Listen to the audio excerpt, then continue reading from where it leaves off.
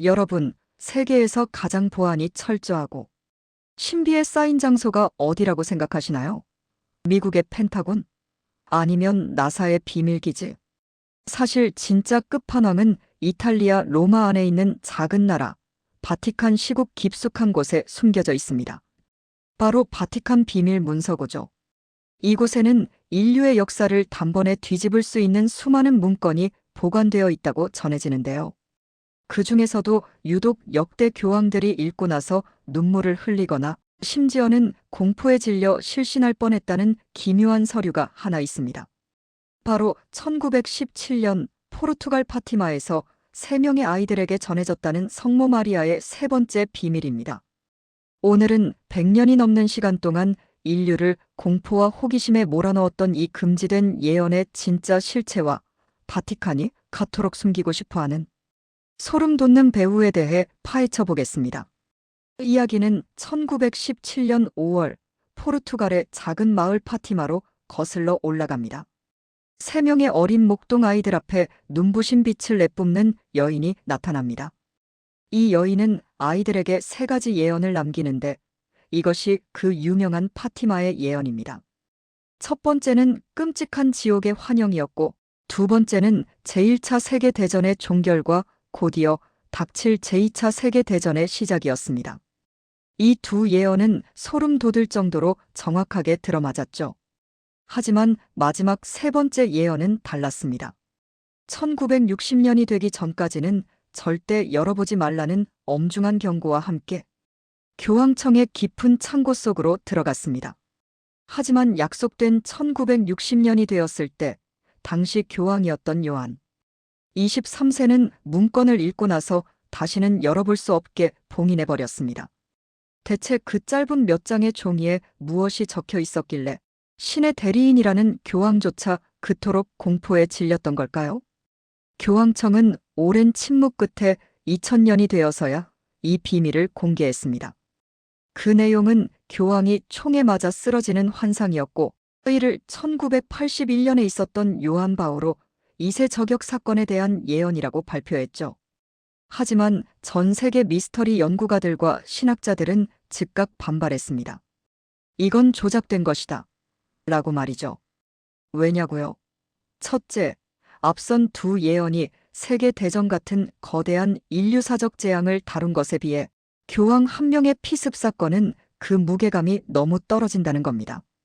수십 년 동안 전 세계를 공포에 떨게 했던 비밀치고는 너무 시시하다는 거죠.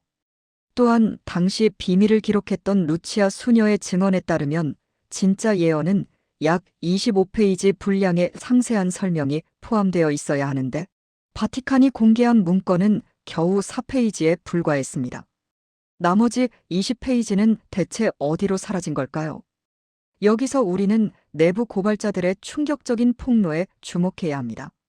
교황청의 핵심 인물이었던 말라카이 마틴 신부와 베네딕토 16세의 측근들은 아주 조심스럽게 진짜 내용을 흘리기 시작했습니다. 그들이 전한 진짜 제3비밀의 핵심은 종교적인 종말이 아니었습니다. 그것은 바로 가톨릭 교회의 완전한 부패와 붕괴였습니다.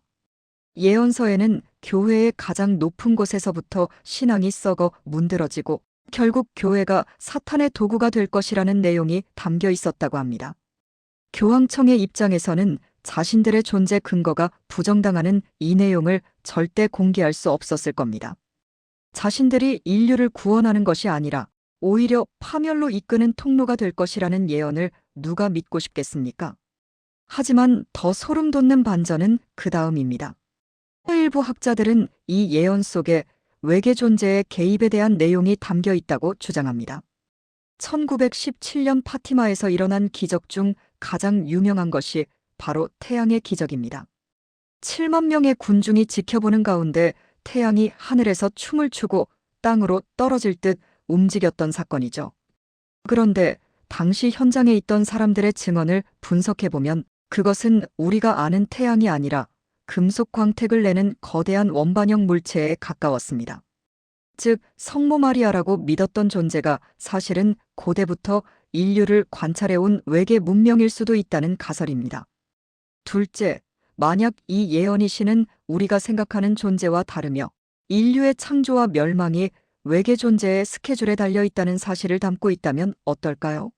바티칸이 그토록 이 문건을 숨기려 한 이유가 완벽하게 설명됩니다.